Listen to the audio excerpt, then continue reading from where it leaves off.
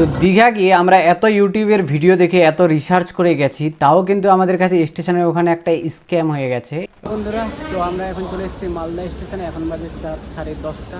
দীঘাতে যাব। আমাদের ট্রেন আছে 1:05, 10:30টায় এসে এখন অনেকক্ষণ ধরে ওয়েট করতে হবে। তো এখানে বসে আছি, দেখি কীরকম করে সময়টা কাটানো যায়।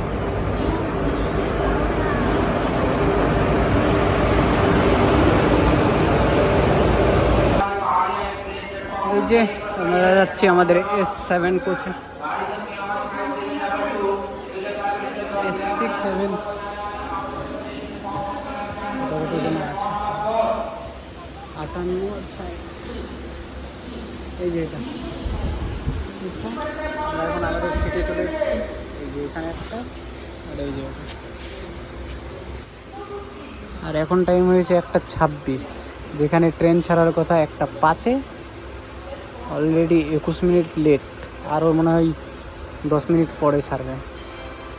মানে এমনিতেই তো এত রাতে 1টার সময় ট্রেন, তার উপর যদি আধা ঘন্টা 1 ঘন্টা লেট করে তাহলে কেমন লাগে ভাবো।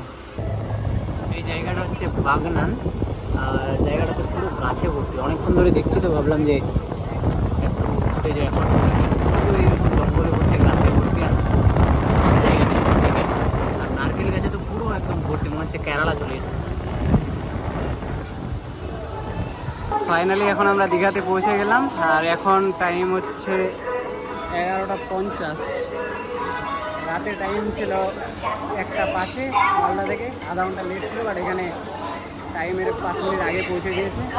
এবার দীঘাতে যাই, হোটেল খুঁজি, আর তোমাদের দেখাচ্ছি কেমন কী এক্সপিরিয়েন্স। এই যে দেখো দীঘা, এই যে ট্রেন।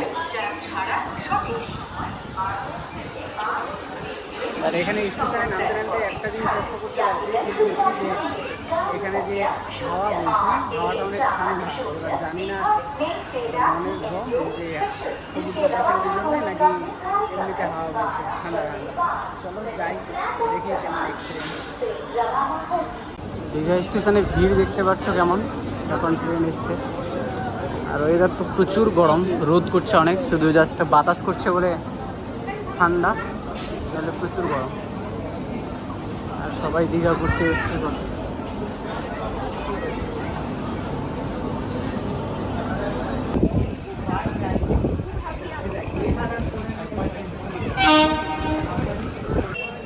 যে এরকম করে এখান থেকে সামনে গিয়ে টোটো পাওয়া যাবে না,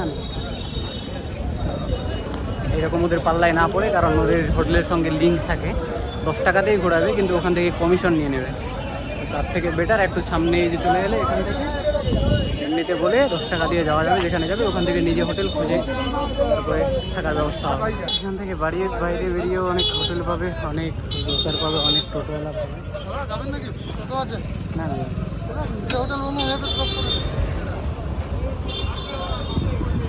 ছায়াতে দাঁড়াইছিল এখানে।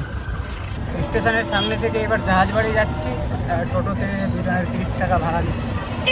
জাহাজবাড়ির সামনে নেমে যাবো, চলো দেখাচ্ছি সামনে। তো দীঘা গিয়ে আমরা এত ইউটিউবের ভিডিও দেখে এত রিসার্চ করে গেছি, তাও কিন্তু আমাদের কাছে স্টেশনের ওখানে একটা স্ক্যাম হয়ে গেছে। ওটা স্ক্যাম বললেও চলবে, আর আমাদের ভুল বললেও চলবে, কারণ ওখানে গিয়ে আমি ইউটিউবে যেটা দেখেছিলাম যে থাকবো ওল্ড দীঘাতে ভাড়া কম হয়।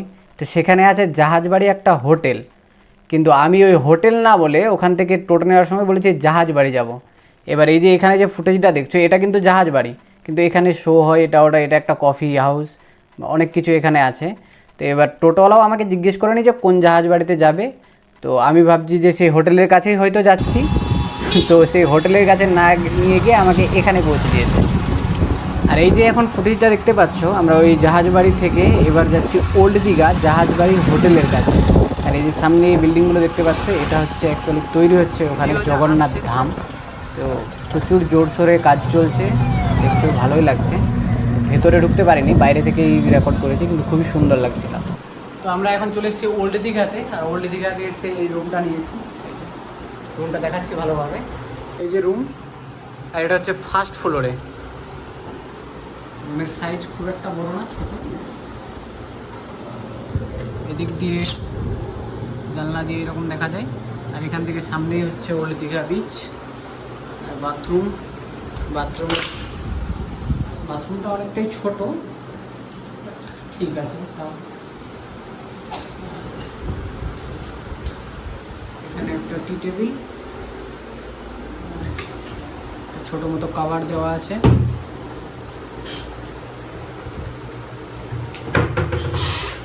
এই যে এখানে আছে মিরর, হালকা ফল সিলিং দেওয়া আছে।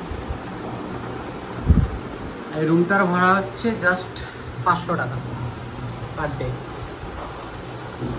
তো এখন এখান থেকে যাব স্নান করতে বিচে, চলো দেখাই।